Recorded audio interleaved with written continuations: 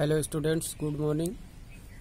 मैं पुनः एक बार फिर से आप लोगों के लिए क्लास 6 का चैप्टर 2 होल नंबर पूर्ण संख्याएं लेकर उपस्थित हूँ। इसमें पिछले वीडियो में हम लोगों ने योग के और घटाने के और गुणा के कुछ प्रॉपर्टीज पढ़ी थी कि पूर्ण संख्याओं पे वो प्रॉपर्टीज किस तरह से लागू होती हैं। आज हम गुणा की कुछ और प्रॉपर्टीज बची हुई थी उनको पढ़ेंगे और भाग की भी कुछ प्रॉपर्टी हैं उनको भी पढ़ेंगे। आइए देखते हैं। 5वीं प्रॉपर्टी है गुणन संक्रिया का योग पर वितरण। इसके लिए हम किन्हीं 3 पूर्ण संख्याओं के लिए देखते हैं कि अगर कोई 3 पूर्ण संख्याएं हैं तो अगर पहली संख्या है और उसका गुणा करें ब्रैकेट में लिख करके दूसरी संख्या प्लस तीसरी संख्या, दूसरी संख्या और तीसरी संख्या को हम प्लस कर रहे हैं, जोड़ रहे हैं, उसके बाहर गुणा कर रहे हैं पहली संख्या से, तो वो हमारा बराबर आएगा पहली संख्या और गुणा दूसरी संख्या। पहली और दूसरी का गुणा हो जाएगा इन दोनों का, फिर बीच में प्लस है तो प्लस लिखेंगे, फिर पहली और तीसरी का भी गुणा हो जाएगा, पहली संख्या गुणे तीसरी संख्या। इसे गुणन संक्रिया का योग पर वितरण प्रगुण कहते हैं। मतलब ये है कि जैसे उदाहरण से समझिए 9 गुणा 8 प्लस 4 बराबर क्या होगा, 9 8 पे भी वितरित होगा और 9 4 पे भी वितरित हो जाएगा। ये हो जाएगा 9 गुणा 8 प्लस 9 गुणा 4। जो अगर 8 प्लस 4 को जोड़ लें 12 और 12 नाम 108, ठीक है। और इधर जोड़ लें 9 8 72 और प्लस 9 चौके 36, तो जोड़िए 6 2 8 7 3 10, 108 आ रहा इधर भी, और 8 4 12 12 नाम 108 108 आ रहा इधर भी। कहने का मतलब कि ये दोनों बराबर है। और इस पे बराबर क्यों है, क्योंकि ये गुणन की जो संक्रिया है इस पे योग पर वितरित हो जाती है। ये गुणन हम कर रहे हैं, ये संक्रिया जो ऑपरेशन मल्टीप्लाई का है वो इस एडिशन पे डिस्ट्रीब्यूट हो रही है, ठीक है। अगला देखिए 6वां प्रॉपर्टी है गुणन का घटाने पर वितरण। गुणन का घटाने पर वितरण नियम लागू होता है। कैसे लागू होता है देखिए, सेम इसी तरह से है, पहली संख्या गुणा दूसरी संख्या माइनस तीसरी संख्या। तो अब ये होगा पहली संख्या गुणे दूसरी संख्या, बीच में माइनस था इसलिए माइनस लगाया, फिर पहली संख्या गुणे तीसरी संख्या, पहली संख्या गुणे तीसरी संख्या। एक उदाहरण देख लेते हैं, जैसे 4 गुणा 8 माइनस 5 बराबर क्या होगा, 4 गुणा 8 फिर माइनस 4 गुणा 5। ये 4 8 पे और ये 4 5 पे दोनों के साथ वितरित हो जाएगा, ठीक है। अगला देखिए प्रॉपर्टी नंबर 7 गुणन का साहचर्य प्रगुण। किन्हीं 3 पूर्ण संख्याओं के सतत गुणन संक्रिया में संख्याओं के क्रम को परिवर्तित करने पर गुणनफल अपरिवर्तित रहता है, अतः गुणन की संक्रिया पूर्ण संख्याओं में साहचर्य है। जैसे अगर हम 6 इंटू 9 इंटू 11 ब्रैकेट में कर लिया बराबर 6 इंटू 9 ब्रैकेट में करके इंटू 11 कर लिया, इसका मतलब यह है कि पहले हम 6 को लिख लेंगे और 9 इंटू 11 का मल्टीप्लाई करके लिखेंगे, और इधर क्या है 6 इंटू 9 का पहले मल्टीप्लाई करके लिखेंगे बाद में 11 लिखेंगे। तो अब इनका मल्टीप्लाई करने पे 6 नाम 54 का 4 5 तेरी आया, और 6 नाम 54 55 56 57 58 59 594, 11 चौक 44 का 4 80 4 और 11 25 55, 4 जोड़िए 56 57 58 59, तो 594 बराबर 594। कहने का मतलब किसी क्रम में गुणा किया जाए उसका आंसर वही आएगा। यही प्रॉपर्टी है कि किन्हीं 3 पूर्ण संख्याओं के सतत गुणन संक्रिया में संख्याओं के क्रम को परिवर्तित करने पर, क्रम किधर से भी कर लें तो उसके परिवर्तन से कोई दिक्कत नहीं होती है। ये हमारा गुणन का संक्रिया पूर्ण संख्याओं में साहचर्य है, ये प्रूफ होता है। अगली प्रॉपर्टी है पूर्ण संख्याओं में भाग की संक्रिया में संवरक प्रगुण का परीक्षण। विभाजन की संक्रिया पूर्ण संख्याओं के लिए संवरक नहीं है। अब इसके लिए हमें देखिए क्या करना होगा कि यहाँ पे हम देख रहे हैं कि 17 डिवाइडेड बाई 4, 17 में 4 के भाग लगाएं तो 4 चौक 16, 1 17, एक रिमाइंडर बच गया, शेष बच गया, तो ये पूर्ण संख्या प्राप्त नहीं हुई। 0 में 5 से भाग लगाएं तो 5 0 0 0 आ गया, 0 एक पूर्ण संख्या है। 9 में 9 से भाग लगाएं तो 9 1 9 1 आया, 1 हमारी पूर्ण संख्या है।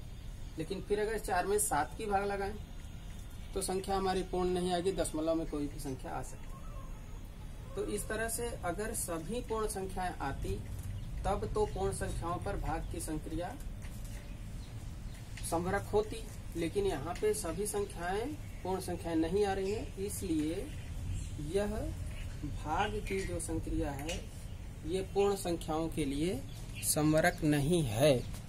अगली प्रॉपर्टी देखते हैं।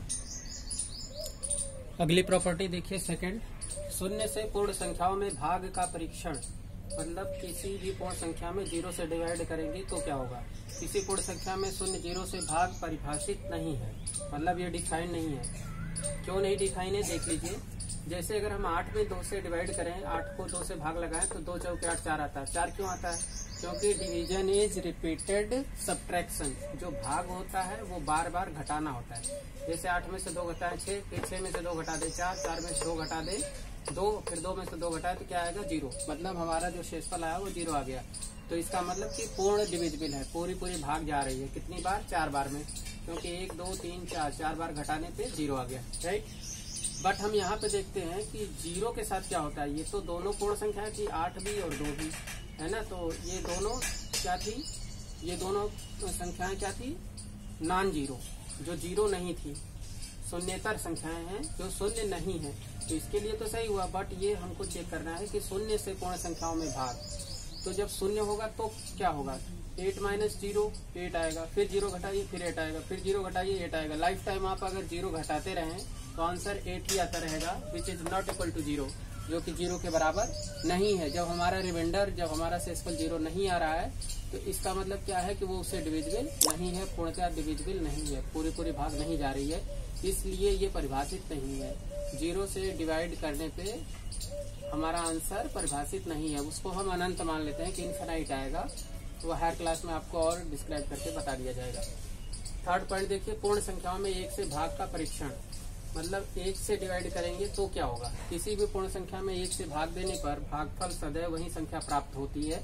जैसे अगर हम 2 में 1 से डिवाइड करें तो 1 दूनी 2 2 ही आएगा। 3 में 1 से करें 1 3 जा 3 3 ही आएगा। 20 में 1 से डिवाइड करें तो 1 20 20। ऐसे हम कोई भी नंबर ले सकते हैं, उसमें 1 से डिवाइड करेंगे तो वही नंबर आएगा जिसमें डिवाइड कर रहे हैं। 20 में 1 से डिवाइड किया 20 ही आया, 3 में 1 से डिवाइड किया 3 ही आया, ठीक है।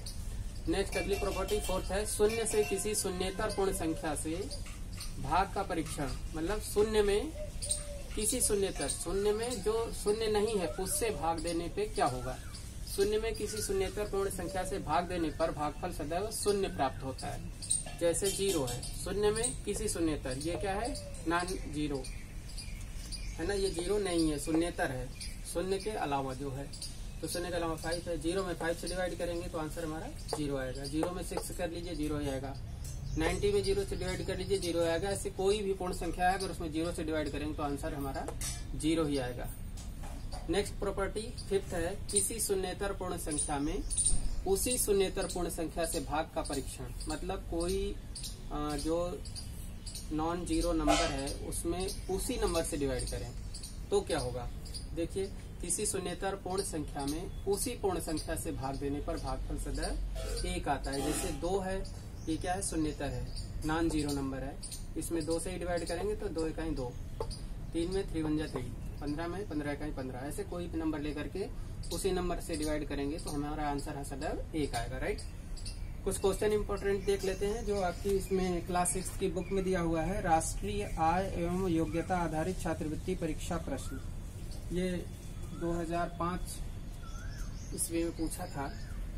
इसका क्वेश्चन देखिए, पहला 80 और 90 के बीच अभाज्य संख्या, प्राइम नंबर बताना है बिटवीन 80 एंड 90। 80 to 90 नंबर के बीच में अभाज्य कौन से नंबर है, तो हम लिखेंगे 80 81 82 83 84 85 86 87 88 89 90। इसमें देखिए 80 0 है, ये जरूर कट जाएगा, 9 9 81 होता ही है। लास्ट में 2 है, सम संख्या है तो इसका मतलब ये विभाजित होगी ही। 4 है लास्ट में, ये भी सम संख्या 2 से कट जाएगी। 5 है तो लास्ट में 5 होता है तो संख्या 5 से जरूर कटती है, ये भी कट जाएगी। 86 लास्ट में 6 है, ये भी 2 से विभाजित हो जाएगा। ये 88 लास्ट में 8 है, ये भी 2 से कट जाएगा। यहाँ 0 है, ये भी 2 से विभाजित हो जाएगा। सिर्फ 83 है और ये 89, ये 2 संख्याएं हैं जो कि विभाजित नहीं होंगी। तो हमारा आंसर क्या आ जाएगा? 83 और 89। 83 है। अगला क्वेश्चन देखिए, अन्य पद से भिन्न पद छाटिए। अब यहाँ पे एक पैटर्न दे रखा है कि 6 3 18, 7 5 35, 9 3 27, 4 5 26, 8 7 56। तो इसमें से डिफरेंट कौन है? इन सब में 4 एक जैसे हैं बट एक अलग है। तो इसमें देखिए 6 का 3 में मल्टीप्लाई करिए, 6 3 जा 18, 7 5 जा 35, 9 3 जा 27, 5 4 जा 20 आएगा, जबकि यहाँ पे 26 दे रखा है। तो ये हमारा पैटर्न डिफरेंट है। ठीक है, 8 7 56, ये भी सही है, ये भी सही है, ये भी सही, ये भी सही और ये भी सही है। वो लास्ट घ गलत है।